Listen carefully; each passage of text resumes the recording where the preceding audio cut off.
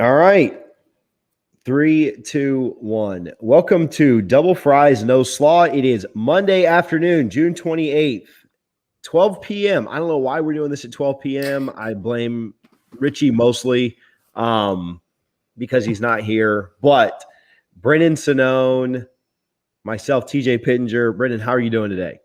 I'm doing well, TJ. It's very nice of you to ask. Thank you. How are you doing? Does anyone ever ask you how you're doing? Does anyone just throw it back to you?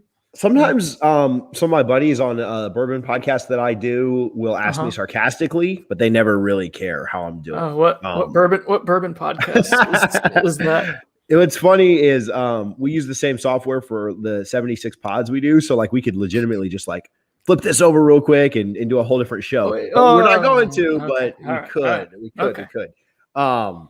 Man, are you tired after this weekend? Tell me about your energy levels as we start to let some people get in here. We start to share this, and then we'll get rolling in a minute. Well, first off, thank you for having me as your fourth option from Knowles 24/7 after Josh Newberg, after Zach Blostein, after Chris Nee. I appreciate being the fourth man up. I was going to see if Gabby Ureta could do it from the Canes. From the Canes, I felt like you might have been fit. Oh, there's some good with little Manny Diaz, FSU tension action right now. Yeah, but into that. I mean, I'm tired, man. I'd be lying to you. Like, I'm not. I've worked hard this month. Don't get me wrong, but I'm not the recruiting guy for the website. Like, I help out. I'm informed. I know what's happening. But like, Zach and Chris are spending. When the dead period ended on June 1st, and the doors opened up at midnight, and they had the Midnight Madness. I mean, I was there with Zach and Chris, but those guys almost never left the bench this entire month. I mean, they have been on there all the time. So I feel guilty saying like that I'm tired, but I have worked a lot this month. It hasn't been a relaxing or laid back June by any means. Collectively as a group, we've worked a lot, and the FSU coaches, man, have been working for pretty much 28 straight days up until the open period, and then now dead period starting at midnight this morning. How familiar are you? You talked about the FSU coaches working, not to take away from the work that you and Chris and Zach and Berg have done, but how familiar are you with is Florida State's coaching, like the effort levels that you see from them, is that comparable to like really what a lot of coaches are doing after like a year-long dead period? Or would you say they're putting in more work, or we just kind of like see it because we're in the FSU market, right? or what are your thoughts there? We are certainly, I mean, we're like the amount of visits, I think Chris counted this morning, FSU had 36 of its, like, we have a board running of who we believe are the top prospects and the guys who are warm on FSU and the priorities for FSU. I think they had all 36 come in this cycle. And so they had a couple dozen guys that were like high priorities that they got all of them. I think that was fairly frequent across the country because kids were so willing to visit, DJ, because they had so much. Remember, this is 15 months of them not being able to go onto campuses, unless you're Arizona State, right? But you're not allowed to really go and visit. I mean, you could go on campus for part of this, but like you couldn't actually have a organized, structured visit. So with that in mind, the visits like across the country were vast, and so that's not unique to FSU. But I think what really emerged, man, in the last month was the organization, the attention to detail, the energy that Mike Norvell and his staff provided from midnight, and the organization, not just the organization, the creativity too, like to have the Midnight Madness and to have the elite camp stay quiet and get actual elite prospects on that next day, to have the mega camp go off as flawlessly as it did later that week. Like, I mean, they did such a great job of conducting themselves professionally as a staff, as an organization, as putting FSU's like a good foot forward for other programs during all of these camps. Like FAMU was on campus numerous times. Ryan Silverfield, Memphis's head coach who worked with Norvell, obviously at Memphis, was on campus. The mega camp had hundreds of college coaches. So FSU really, I think, set a tone and a standard around the country for like how recruiting can be done at such a vast, big picture level. So that's what was important to me to kind of take away from the last month. But yeah, I mean, I can't like say like they worked really, really hard. They worked efficiently. Mike Norvell leads from the front in that regard. And then they got a bunch of really good prospects on campus as well to go along with it. And here we are at the day after, the day of the dead period beginning again. FSU has the 5th class nationally in the 24/7 sports composite. It's really good stuff. Yeah. As some more people trickle in here and people are seeing this, if you have questions, if you have specific things, obviously we're going to talk about some of the commits and some of the kids that joined FSU's class to get them up to that fifth ranking nationally. But if you have questions, just comment them on Facebook, YouTube, Twitter. Now Periscope's dead, but Twitter, and we're happy to kind of ask those live on the air, not as tweets. Just comment them here on the stream. As people start to get in, what are you drinking over there? Is that coffee? Are you on a milkshake this morning or afternoon? I guess we're at noon now. What are you drinking? Diet Coke. It's not what we're usually drinking together on podcasts. Not yet. It's only I got a Dunkin' coffee, so it's empty. But Diet Coke early or no? I already finished up my coffee. The first podcast on the bench, shameless plug. I already did the coffee this morning, so I'm transitioning to something a little less caffeinated, but still need the caffeine for today. Yeah, still going. Did you get that from Guthrie's? Where'd you get that diet? Like, are you a Guthrie's guy? We didn't ask about this the first time you came on. You came on like right after Andy did. And so it was right after the spring game and we got right into things. But are you a Guthrie's guy? Are you trying to keep your physique or what's going on there? I have been working out a lot lately. No, I mean, I do enjoy chicken fingers, and Guthrie's does as good of a job, not better than anyone in town for sure. So, but honestly, the last time I went to Guthrie's, I mean, it's not close to me, unfortunately. So you need to tell them to open up like one on by the interstate up on I-10, the east side of town is. I was gonna say there's one the other way, right? Up on the interstate. Yeah, but not where I'm at. No, the last time I went to Guthrie's involved like having to break up a fight with intoxicated friends and whatnot. So it's been a little while. I mean, Guthrie's is undefeated when it comes to soaking up the booze. So if they want to sponsor a bourbon podcast first, very good. No coleslaw though. No. We talked about I don't know why that. I think that option only exists. I don't even know if they have coleslaw in the building. I think that option exists just so people can say that they don't want that. Coleslaw, like in general, there's a few circumstances where I find it like refreshing or barbecue, like on a barbecue sandwich, or a slaw dog. Yeah. There is, and there's like some restaurants that like fancy out their coleslaw, put like pineapple on it, like with seafood, and like that's kind of like refreshing as like a change of pace. But in general, coleslaw is pretty worthless. So I'm with you, double fries all the way.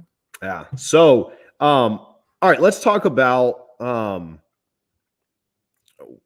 we'll get to some questions in a little bit, but I see you there, Markel. Stay tuned, and we'll ask Brennan. But I want to ask my questions first. Sorry, I'm just like that. What we talked a little bit about FSU's coaching staff doing work, how it felt like. So you were on campus. You've been on campus a lot this month for a lot of the events going on. How was the energy of this weekend specifically? I'm not going to ask you to rank it compared to all the other events or all the other things, but just the general vibe of the energy this weekend compared to not only other events that have gone on this month, but other big weekends that you've been a part of in the past with different regimes, different coaches, this regime, whatever. I think, so this was remarkable to me, is the energy from day one of Midnight Madness when they opened up the doors right at 12 o'clock on June 1st until this past Sunday.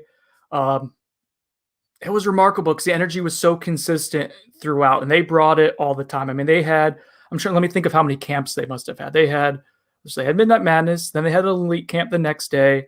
Then a few days later, they had the mega camp, which was basically 4 camps rolled into one day. But we'll count that as one. They had 2 7-on-7s. They had 2 big man camps. They had 3 individual camps. And then they also had workouts with these kids too. So, they weren't just hosting visits. You know what I mean? It wasn't just like they were putting their best foot forward to try to present FSU in the terms of like, hey, this is an official visit. We're going to go around and show you different parts of the campus and have meetings with professors and with academic sides. And it wasn't just that. It was them also conducting these camps. Oh, and by the way, they also have players that are currently on campus, like current players who were able to start doing organized workouts on June 1st as well. So they were going, nonstop, doing all these different elements, and the energy, even on Sunday, was still really great. Like the coaches were still like going out in droves to meet players as they arrived. The GAs and stuff were hustling to take suitcases and in pillows or whatnot into the buses to have guys leave, or into the car service, or however they were exiting after their official visit. Now, I will say, like, towards the very end of the day, after the official visits were gone, there was one point when there was like everyone was kind of like chilling on a big golf cart, and even Norvell kind of put his hands over the top of the golf cart and took a big breath. But like, it was done. Like it reminded me of the meme of the lady at Popeyes with her head down when they had the chicken sandwich was all the rave. So yeah, it was the Somebody energy. Photoshop Norvell onto that, because that's amazing. It was, again, I will, and I'm not just saying this because I cover the team, because I'm not kissing butt here. Like the energy that was provided from day one until day, what was it, 28, 27. It was impressive. It was really, really impressive. And again, Norvell sets the tone with the energy. He leads from the front. I had someone on staff say, like, it's easy to follow a guy like Norvell because he so willingly leads from the front and he sets the tone for everyone. But like his soldiers, like, all followed in line too. It was encouraging to see. Yeah. So Florida State did pick up some commits, so we'll talk about those guys and then bring up a couple of things and then answer some questions, get you out of here. But some commits they picked up this weekend. We'll start in Mississippi. 4-star defensive lineman Trevion Williams. Not to get like a crazy in-depth analysis of all four of these guys, but just give us a little bit about each of these guys. We'll start with a 4-star defensive lineman. All trench guys this weekend, though. Yeah, they piled up on the big dudes, which is good, which is much needed. That's how you're going to turn the program around, is by solidifying the trenches. So Trevion Williams, 4-star defensive end from Mississippi. Some rumors going around that he's transferring to Georgia, but we have not necessarily confirmed that with him directly yet. So would like to get that for sure on the record before go ahead saying that. But that is the rumor, and that he, that'd be good to kind of get. It's sometimes tough to pull kids out of Mississippi, so I don't think it would hurt to have him out of Mississippi and kind of comfortable going out of state. So I'll leave it at that. But with Trevion Williams, his skill set, I'll put it this way, TJ, he is 6'5", 254 pounds. That is not embellished. When he walked by, he showed up to the elite camp on June 1st or 2nd. I can't remember. Days are all blending together. But early in June, he showed up to the elite camp. He caused like my head to turn. Like, who is this kid? Because we never seen him before. We didn't know who he was at first. Chris Nee, Josh Newberg, they all have the same reaction at different times. And then they got going in the actual camp setting, and the size that he had, the frame, the fact that he's never really played defensive end before, he turned the corner, burst off the edge so effortlessly at his size. It was almost shocking. I don't think I've seen that in person in quite a while. So it's really impressive. But at that size, TJ, at 6'5", 254, he plays quarterback for his high school team. And you know, I put some of the clips up on Twitter and on Knowles 24/7. You watch him set his foot in the dirt and change direction. It's a sight to behold. So he's someone who, you know, FSU got in on fairly late, but a lot of schools did. He's kind of under radar guy. FSU beats out Auburn, beats out Mississippi State, which, you know, was believed to be the team that was going to kind of keep him home. So FSU does a really nice job to go ahead and get that commitment this weekend. And frankly, I think he's someone that, even though he's still raw as a prospect of defensive end, I think he's someone who can help out early just because of his physical tools. Other side of the line, 4-star offensive lineman Quayshawn Sapp. Am I saying that right? Yep, Lee County, Georgia. Another blue chip prospect that picked FSU. Thoughts there on Sapp? And someone who said that he was a silent commitment, I believe, to FSU for a few months now. I got up to Lee County, which is up by Albany, for people who are Georgia geography buffs like Ingram Smith. So it's about 2 hours north of Tallahassee. But I got up there with Zach Blostein, I guess 2 months ago. Went to go see him and Jerron Willis practice. And Quayshawn was very hospitable and really appreciated the time he gave us. But someone who I think moves pretty well at 320 pounds, fairly light feet. Now, he's not super bending flexible, which is why I think he's probably going to move from tackle to guard at the college level. But someone that FSU was in on for a very long time. Alex Atkins put in a ton of work recruiting him. And so that pays off, obviously, with the public commitment on I think it was Saturday. Yeah, on Saturday. Someone we thought he was planning to commit on July 3rd, and that was significant. I think it was his mom's birthday, but he goes ahead and pulls the trigger a little early. But yes, someone that FSU was going up against some other SE schools with. I think he officially visited Florida. Also, Cincinnati was in the mix as well, high-end group of 5 program. So, yeah, a guy who was fairly local that was on the radar for a while for FSU, brings value as someone who I think has a pretty high floor, can help out pretty early on to add depth to the interior offensive line. FSU needs a ton of help on that offensive line, and that wasn't the only commitment from on that side of the ball. Also out of Georgia, 3-star offensive line, Kanaya Charlton. Yep. I got it. You got it. Commits to FSU as well. Again, big fan of his. Offensive line needed. Like, we'll take all the trench commits, but talk to us about Kanaya. He is ranked significantly lower than Quayshawn Sapp. So Quayshawn Sapp's composite grade is 89, which is, again, that puts him in the blue chip status. Barely is at the low end of a 4-star. Kanaya Charlton is an 83 composite grade. He's not ranked nationally. I think 24/7 has in like the 1,000 range. I like him, his upside, as much, if not more, than Quayshawn Sapp. I'll be honest, because he has, I think, fairly quick feet for a big guy. He's 6'5". He told us he weighed 340 nowadays, which his profile earlier had said 360. So someone who still needs to lose weight, still really top heavy. But man, he is strong. He has good functional strength. He bullies people. I went through and counted his pancake blocks at the prep level. I think he had like 55 as a junior, or roughly 55 pancake or knockdown blocks. And some of that's him just, being bigger than other, high school players and beating them up. But you need to see that. If you want someone to do it at the college level, they certainly have to do it at the prep level. He does it. Brunswick is 6A Georgia. So, they play fairly good caliber of football there too. He's someone that I think Zach had a crystal ball in for him to FSU since January. I had it in since March. This is a guy that we thought FSU had a really good grip on. And so, again, you get that execution of a long-term recruitment, TJ, that pays off during a big official visit weekend with a public commitment. And again, you're solidifying a major position of need with him. And then flipping back over to the other side of the ball, last one here that we'll talk about that committed. It's been a while since I feel like we had 4 big commits the same weekend.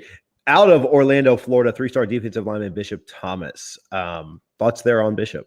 He plays at Bishop Moore High School, which is a little confusing. So I'm just going to call him Bishop this entire time to make sure I'm not oscillating between Thomas and Moore. So he actually, and I don't think he's going to play at Bishop Moore this season. Not sure where he's going to play. He had transferred from St. Augustine High School in Louisiana, New Orleans, where Coach Yak used to coach. So this was kind of a Coach Yak special, someone that was on the radar for FSU pretty early on, and then his recruitment started to blow up as his junior film kind of starts to circulate, and it's really, really, really impressive film.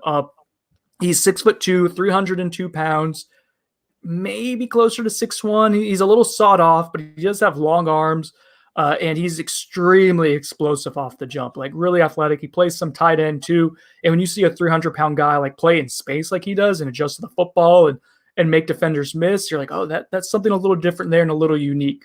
I don't know what his upside is because he has a smaller frame, but I think he's someone who offers a really unique skill set. This is also a major position of need for Florida State. They have some guys that like more, year 3, year 4 type of players at defensive tackle right now, Robert Cooper, Fabian Lovett, Dennis Briggs, that you feel good about. But then after that, it gets a little dicey with some more unknowns. And most of the younger guys that you're really relying on, like say, Chambray Jackson, Joshua Farmer, those are true freshmen who are moving from defensive end to defensive tackle that you're trying to put weight on. So Bishop Thomas is someone that you really needed in this class, someone like him. He was looked at by Texas. Tennessee took official visits there. So it's safe to say you beat out Texas for this kid. Like that's impressive. That's a really good haul for Florida State. I like his game quite a bit. I think he's someone who can probably contribute pretty early on in the defensive tackle rotation. So yeah, man, this is 4 trench guys we're talking about. You're beating some SEC schools for these guys. FSU's moving in a good direction.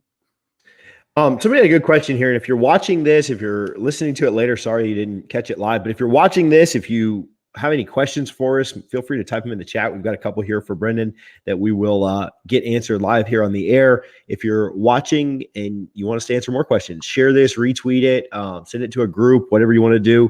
Let's get some more people in here so that we can continue on, and we'll get a couple questions here for Brendan and then let him get on with his day. But Here's a good one from Hunter on Facebook. How much does Travis Hunter help as a recruiter? Obviously the answer could be a lot, but a ton. Give me your thoughts being up there. I think that's a good one, so. I don't know. It's going to be really interesting to look back at this historically, kind of like we look back at the 2010 class with Jimbo Fisher and like what LaMarcus Joyner did with that class and Jeff Luck. And those were guys who were blue chip players from South Florida who committed pretty early on to kind of get the ball rolling. Well, Travis Hunter commits almost before he's a blue chip player. Like he was considered a really good haul when FSU got him, but he was still a sophomore. It was before his sophomore season. Before his junior season. And so he had a really good sophomore season, but he wasn't this household name yet. Well, he ends up having an amazing junior season, right, where he leads his team to the Georgia State Championship game. I forget what classification. High classification, doesn't matter. And he has like 1,400 receiving yards. He has 7 interceptions. He's doing it all on both sides of the ball. And he takes that season, he parlays it into the 7-on-7 circuit where we haven't seen guys in a year do 7-on-7, and just goes crazy early on. Like, I mean, he's making a highlight reel play every single day. He's participating in these national tournaments, and it almost became just like this weekend joke. Like Travis Hunter is performing in a 7-on-7 tournament, something great's going to happen. People start kind of paying attention to that. Recruits start listening to it, and people start kind of deciding like, hey, we want to play with Travis Hunter because he has that kind of bravado around him. He carries himself with a swagger, with a confidence, and he's fun. And competitive, but then he backs it all up consistently. He does it all the time, right? So Sam McCall, for example, he commits to FSU, and that's the other 5-star in this class, defensive back from Lake Gibson in the Lakeland area. He commits to FSU. I don't want to say entirely because of Travis Hunter, but like Travis Hunter was a huge reason for him wanting to come play for Florida State. So Travis Hunter has that kind of aura about him where guys want to line up and play for him. He was here at the elite camp early on, he was here for the whole first week of June, which was amazing as well. And he was competing even in that elite camp, several days into June, where should be physically like tired just from being at these camps and recruiting for FSU. But he ends up, he develops a pretty good bond with Trevion Williams, and that's the rumor is that Trevion Williams, who, now an FSU commit, is going to play with him in Georgia. That's the rumor. So right there, you see his charisma make a big deal. Jaleel Skidder is a high-end 4-star wide receiver, tight end, offensive weapon prospect that FSU is in a really good spot for. He was inseparable basically with Travis Hunter for the duration of his visit. So yeah, Travis Hunter, again, historically, we'll see how this class ends up if FSU can kind of do what it needs to do on the field to keep this class intact. But if FSU gets back to national title status in the next 5 years or so, I think almost undoubtedly would have to look at Travis Hunter as a huge reason why. Yeah, for sure. Markel asked this early, and Markel, thanks for hanging around for us to be able to ask this. Thoughts on Jaron Willis, which I'll say you and your coworkers are a little bit split on this. You have a crystal ball in for Georgia Tech, Nee and Zach do as well, but then Josh has one in. He put it in earlier than you guys for Florida State. But any thoughts there on Jaron Willis, and then the other one being Jalen Early, who everybody has to FSU, a 4-star interior offensive lineman. Yeah, so Jaron Willis is someone, he is teammates with Quayshawn Sapp, who committed to Florida State publicly the other day. So Jaron comes here for an official visit, and he is committed to Georgia Tech. Now, he was someone that has called FSU his dream school in the past, right? And he's 2 hours away, so fairly local, closer to FSU than any other major university. And FSU isn't able to get him. Georgia Tech gets him. And one of the big reasons why is he talked about wanting to play safety. Georgia Tech said, hey, you can play safety. Here's the issue, right? Long term, Willis is already, we have him at 6'2", 228 pounds. I think he's probably closer to 230 at this point. You see his frame, he's going to keep adding weight. He's probably going to be someone who gets to 235, 240 early on in college. I don't know a whole lot of 240-pound safeties out there. So FSU this weekend had to really sell him on, well, you can play, in space still. We have the stud linebacker role that's essentially a big nickel. That's what he plays right now, more or less. In high school, as he plays out in space, kind of like that hybrid linebacker, cornerback slot kind of position. But then it'd be really helpful for your development and your future to kind of learn some linebacker skills too. I think FSU executed that. Now we'll see if it leads to an ultimate flip from him. I do believe that he is considering decommitting to Georgia Tech, which is the first step. Obviously, if you want to get a commitment from him, you more or less need him to decommit. Typically is how that goes. So I think that's something that he is weighing, he's considering. He didn't want to set a timeline. He kept saying that I have a lot to think about. I have a lot to reconsider. I think is how he phrased it a couple of times, if I'm not mistaken. So yeah, we all put in the crystal balls for Georgia Tech when we found out it was going to be Georgia Tech, which was surprising because I think initially our staff thought that he was a strong FSU lean. Josh kept his FSU crystal ball in, and now he's doing a little beating of the chest, thinking that maybe that flip is going to come, and he's going to get all those points for having the commitment in for several months now. And then so who was the other? Jalen Early. Yes. So he is a 4-star offensive lineman, kind of a fringe tackle guard, 6'4", 320 from Duncanville, Texas. His teammate Jarrell Powers visited as well. Powers is someone that is going to commit. He's going to commit somewhere on July 2nd. FSU and Colorado are believed to be the 2 finalists. We have all of our crystal balls on Jarrell Powers. Maybe it's going to be a package deal. I think Early is going to commit a little later on. See what I did there, TJ? Early, later, get it? That's but I think he's going. So he was here for an official visit this weekend as well. I believe one of our Texas writers put in a crystal ball yesterday evening for FSU for Early, and then Zach Blostein did as well. So right now we're feeling pretty good as a staff. I have not gone ahead and done that yet. I don't know if it's imminent.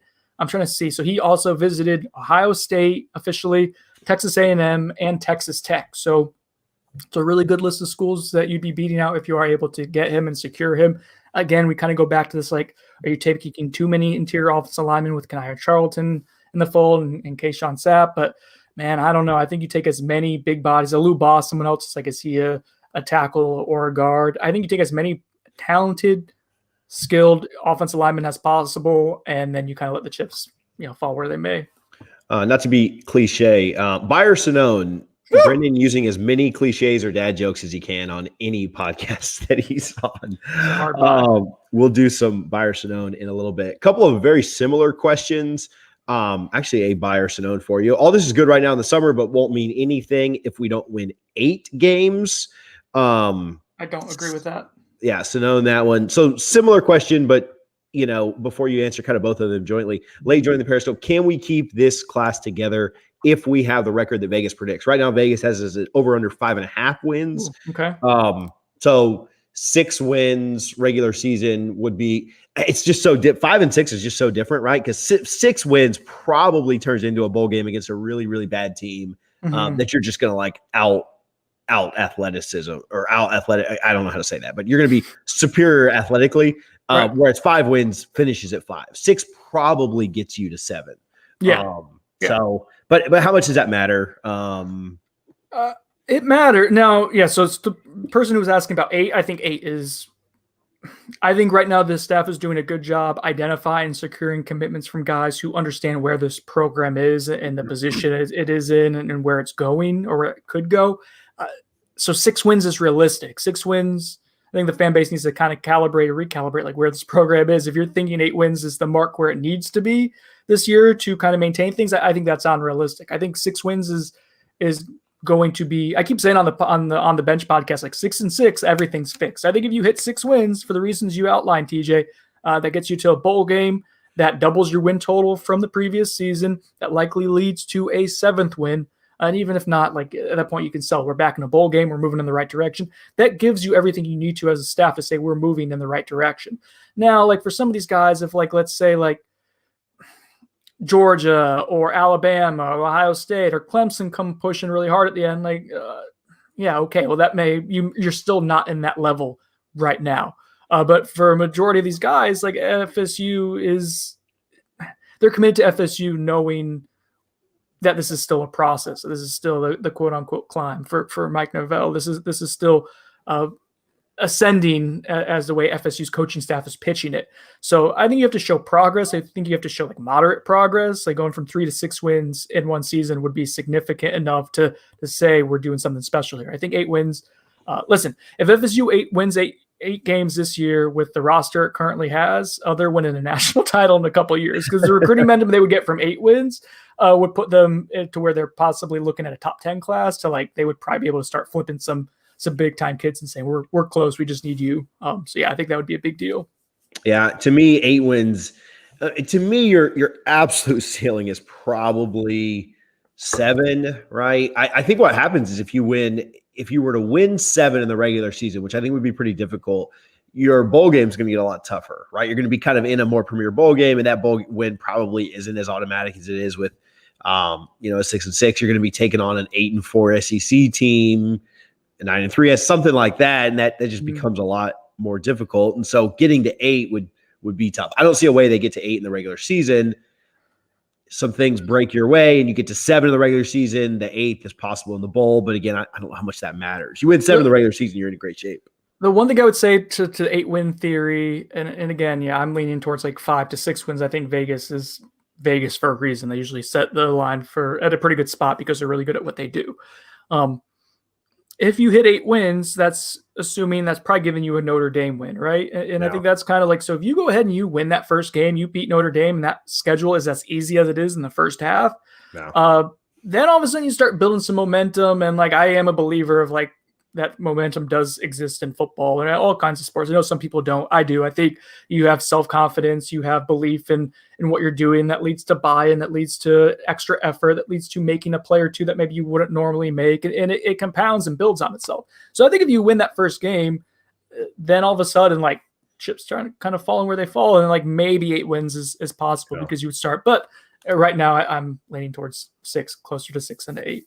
Yeah, because if you win that Notre Dame game, you're going to win the next week against Alabama State, or Jacksonville State. Sorry. Mm-hmm. Then you're going to the next week. You got Wake Forest. We talked about how massive that game is for win or lose to Notre Dame. That Wake Forest game really sets up the next one. But like you're starting 3-0, and then you have teams like Syracuse that you're going to beat, or that you definitely should beat. Mm-hmm. Obviously, you're going to win the game. Who's the other like cupcake game, just like nothing game that we play later? Oh, they play UMass later on after the bye. Yeah. But if you're beating Notre Dame, right, that means that, and if it's not fluky, and we'll see what Notre Dame is, because they have to replace Ian Book. They have to replace 3 NFL draft picks in the top 3 rounds in the offensive line. So they do have things they have to work on, and they have unknowns. But if you're beating Notre Dame, then that means that you're probably capable of beating Louisville, Miami, of Louisville, NC State, even UNC. Like, I know people are really high on UNC because Sam Howell's a really good quarterback, but they lose a lot on offense too. So if you're beating Notre Dame legitimately, then all of a sudden, like, I think we have to recalibrate what we think what Florida State is. We'll see. Yeah, if you beat Notre Dame, I think the only 2 like for sure losses that you'd really look at are Clemson, and then, I'm sorry, don't crucify me here, probably Florida right now looking at it, but who knows what Florida's going to look like, later in the year. Who knows what Clemson's going to look like too. Like, they have to replace a lot on offense. I know they do a great job developing and recruiting, so like it's not that big of a jump, and it'll be later in the year, but like there's a lot of variables. Now you come out and you lose to Notre Dame too, and you get drummed, right? Like, then okay, we start recalibrating the other way. So this is still a process, right? So you're moving it down to like 4 or 5 instead of 5 or 6. So, right. And then I think we can start evaluating where the recruiting class goes from there. Yeah. So help me with this name. We talked about Miami just a little bit, so we can't miss on this. But had a little bit of we had some sensitive online Twitter canes because Wesley, can you tell me? The Saint. Yeah. Okay, good. I was going in a completely different direction. Threw up the upside down U at Florida State last week. Canes fans got very, very upset with that. Of course, because, they get upset when it's Wednesday, but very upset with him throwing up the upside down U. He ended up later apologizing at Paradise Camp, said that he was just kind of caught up in the moment. Actually, so Buyer Sonnone this says that the FSU coaches suggested he do this. I have been told that they didn't do that. Just I don't want to, point anybody out, but like maybe somebody that works for your website. But Buyer Sonnone, FSU's coaches told him to do that. I also know they told him to do it. Like, they may have gone, They say, hey, man, and he may have done it too, but Owen was like, hey, man, you better hold up that U upside down or else we're going to have an issue. Like, right. Power of suggestion works. Did you say bourbon? Yeah, I messed up. Power of suggestion works not only with bourbon, but also with doing this, right? Like, is that what you're going with? I think Marvin Jones Jr. did it as well. Now, I mean, he's, from South Florida. His dad's from Miami, but dad obviously played up here on the visit earlier. If I'm pretty sure the whole family did. I could be wrong on that because things are blurring together. Like I forget like what I'm seeing on Twitter, what's real, what isn't at this point. But yeah, I mean, the kid threw up the upside down U and then had to go to Paradise Camp, and maybe be a little awkward, but what are you gonna do? Like, the thing people forget is like, obviously you or I would, well, I mean, you're not an FSU fan, so I take that back. But like, I would never like throw up the U or do a gator chopper. Like these kids don't care, like they're like, even if they're committing somewhere, like they're not, like rivalry is not like I don't wear things that are orange and blue, like intentionally. Right. Because I don't want that to end up on Twitter and me get trolled later. But like these kids, like they could not care less about like your stupid team's tradition, that has gone on for longer than they've been alive. Like they're not into it like that. And I don't know what Wesley Bissaint's like fandom is. Like he's from Miami, but a lot of time kids from South Florida grew up with parents who were big FSU fans or FSU fans himself. Like Travis Hunter's from South Florida originally, I believe, and he's a diehard FSU fan. He's someone who would not be caught throwing up the U. Travis Hunter, because he's a fan. But yeah, most of the kids this is a business decision that they're making. They're trying to see what's going to lead them to and a good education, getting the degree, and then the main goal is to, you're going to play college football. You want to get to the league too, and a good example of that is Jerron Willis, who calls FSU his dream school, but is currently committed to Georgia Tech because they're saying we're going to play you at the position you want to play. So yeah, whatever, downwards you, whatever. Keeping it with the emotional Miami fan base, Manny Diaz made a comment. His specific quote was, "We're not a high pressure outfit. There's a lot of schools that kind of press kids to try and commit to get some kind of fake momentum. They can win the recruiting bake-off in the month of June because that's not signing day. We want to be authentic." I'll say this. I don't know that Florida State is going to finish with a recruiting class higher than Miami's. I think that I'd be a pretty safe bet to say Miami will probably have a more I won't say more success. We'll have more wins than Florida State has on the football field this year, and that may translate to more recruiting wins. I don't know. I do know that right now Miami is in the load more section, which you had a great joke on Twitter this morning when you were getting ready for On the Bench, and they're about to lose a commit that they hyped up very bigly, like to steal from. Never mind, they hyped up very big in. Quan Lee, right? Quan Lee. He's about to go to UCF. Yeah. Your school is about to flip a commit from them that they were massive on, hyping up why he should have been a 4-star. Of course, all those screenshots and everything's going to disappear. All that hype job they did, and they're going to have 3 commits, which will put them in 62nd in the rankings.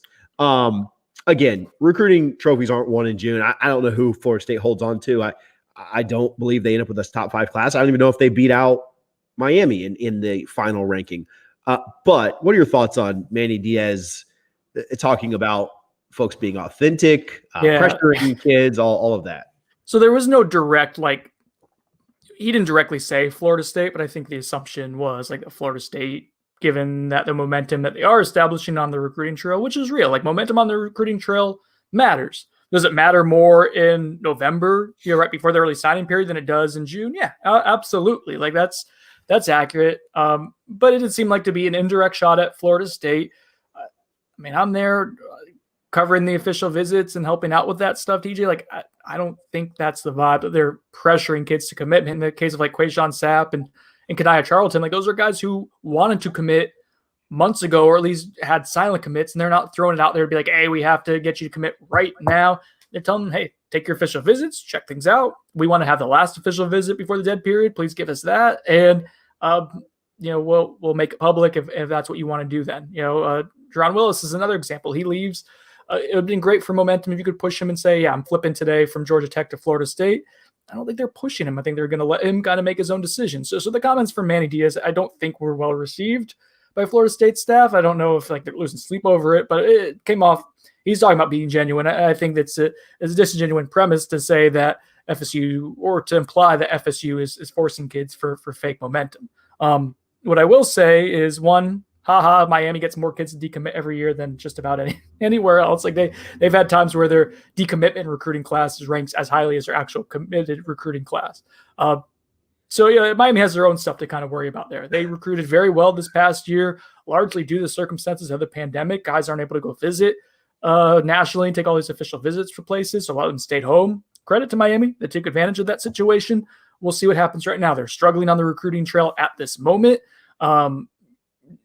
To Manny Diaz's point, like, yeah, recruiting momentum isn't as important in June as it is later on, right? But it is important, especially like for a school like Florida State, like that probably isn't going to win more than about 6 games this year. So it's a lot easier to get kids in the boat now than it is to try to convince them of decommitting from somewhere else, flipping them, or just even jump aboard, like when you're maybe losing to NC State in October or something like that.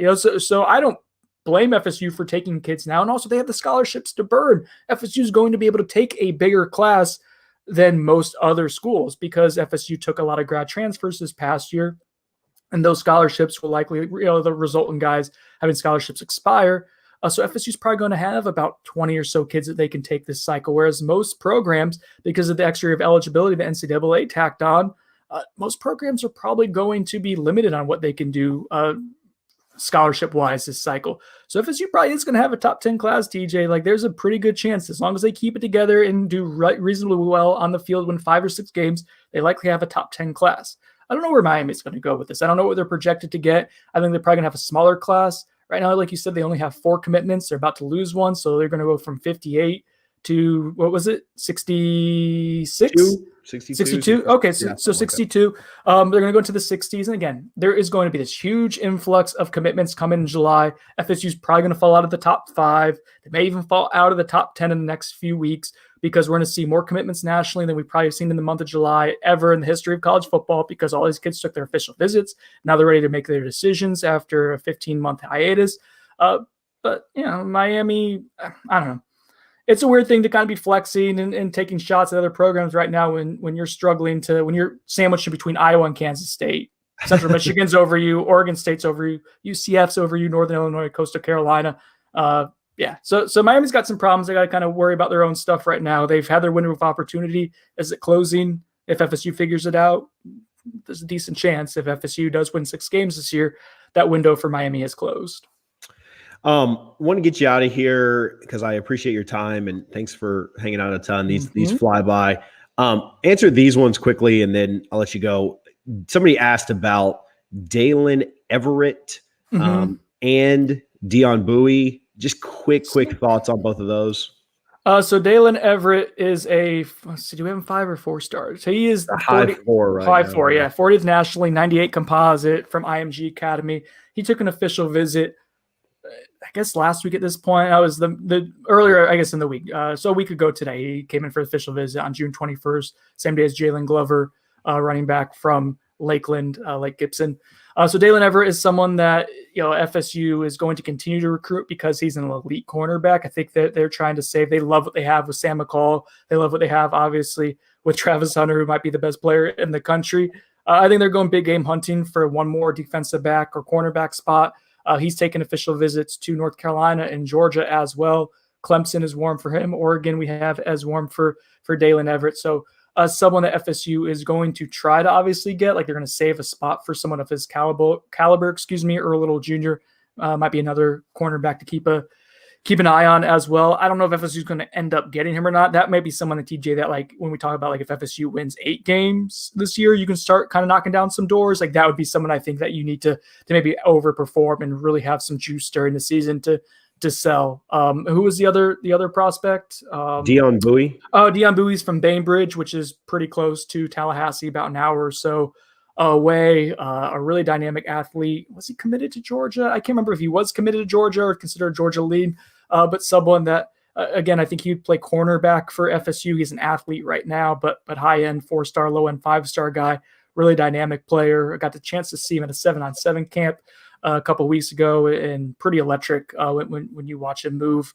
Someone that the FSU I think was hoping to maybe get on campus beyond just the scope of the 7-on-7 tournament. I don't think he showed up unless he did so quietly, or if I'm not remembering it. But you got to hope if you're FSU and you're relatively local, if you want to get a chance to pull him away from Georgia or wherever else he's looking at, that you get him on campus 1 or 2 more times for sure. Couple quick Buyer Sonnones and we'll get you out of here. Buyer Sonnone, you will have, now that you've done all this work in June and things are going to kind of hopefully take a break for you for a minute. Buyer Sonnone, you will have brown liquor in your glass tonight. Tonight? No, not tonight. I had some on Sunday evening to unpack. So I'm Sonnoning it now, but starting on Tuesday evening, once we do the Bourbon on a Budget podcast, I'll probably start then. And I don't know if I will stop until July 16th when I turn back to work. And drink through the 2 weeks. Yes. Buyer Sonnone, the Lightning win the Stanley Cup. Yeah, I'm buying it. Right, their power play is pretty good from what I understand. I'm not a huge NHL fan, but yeah, why not? Why not Lightning? Why not again? I made a bottle bet, or I'm in the process of making a bottle bet. We don't have the bottles finalized, but I am taking the Lightning in 6 or less because there's odds. Like it's tough to just get them straight up in some of these groups. So I'm making a bottle bet. Lightning in 6 or less. The other guy has Montreal or Lightning in 7. So if it goes to game 7, I lose. Okay. All right. So what's the bottle? So we're going back and forth on like different stuff, trying to find like stuff that's, because I'm giving him the juice on the, no pun intended, since I'm giving him the juice on the series, we're trying to find equal bottles. So he's got like a Blanton's Red. I've got a Blanton's Store Pick. I've also got like Smoke Wagon Uncut Unfiltered, Stag 14. You're welcome. Stag Junior 14. Unfiltered. You're the man. I'm about to put it up for yeah. But I feel good on it. Like the Lightning are like minus 275. So like I feel like in 6 is good. So yeah, see, we've got some Lightning fans in here today. Lewis, my guy Brandon, those Bolton 6. Like, let's go. So we're going back and forth on a couple of things to try and see if exactly what we want to bet. So all right, I think that's all I got for today. Bro, who said I'm an FSU hater? Luis? What did I say? It could just be Lewis. It might not be Luis. It probably is Luis. But okay, last one. You mentioned FSU taking a big class. I feel like you can't do 2 Buyer Sonnones. You have to do 3. Buyer Sonnone, Florida State finishes with a better class than Miami this year. Better class, a higher rank, better subjective. Buy. Oh, let's go. Big buy. Because I think FSU is going to be able to take like upwards of 20 kids. I'm not sure if Miami's going to be able to do that. And again, right now where I'm sitting, FSU looks pretty good. Miami's got a lot of work to do. I'd rather I know what FSU can do because I've seen it already with the recruiting trail. Miami TBD right now for this cycle. Lewis, sorry. Tell us if we're saying this correctly, Mr. Pacheco. Oh, we're winning 10 games. All right, never mind. Well, okay. So 10 games, we're finishing top 5 class. Okay. Is what you're saying, right? Oh, yeah. I mean, if FSU's winning 8 games at least, like I would be very bullish on this team contending for a national title in the next couple of years. Yeah. Let's go. All right, Brendan. I mean, everybody knows this, but where can people find, everything that you do? Shout out the website, the podcast, everything. Your great Twitter handle where the most marvelous tweets on the app come from. Oh yeah. You can follow me on Twitter at @bsonnone, BSONNONE. Knowles 24/7 is where I write. You can follow my work there as well as Josh Newberg, Zach Blostein, Chris Nees, Knowles247.com, and our podcast is On the Bench. Maybe you've heard of it. It's kind of a big deal. We typically let myself or Richie see you've won him back over, man. Now I gave you a 100 emoji, or maybe that's for we typically, myself or Richie will pick a song to play the podcast out. I know you're not going to go back and listen to this 45-minute recruiting recap just to hear the song at the end when you can just play it like on Apple Music or something. But pick a song for us to play this thing out. Lots of pressure here. No, that's not pressure. I'm going to make you play Early Times in Shearwine. Oh, God, what's Tim's band's name? Oh, no. The Shower Beers. Buy the Shower Beers. Got to go find it first. Not going to be easy, but you got to find it. And a little on the bench, a little hat tip to On the Bench. It's on YouTube. So Early Times in Shearwine, Harlan, play us out. Brendan, thanks for hanging out with us. We'll be back Sunday night for everybody that wants to tune back in. And until then, go Knowles.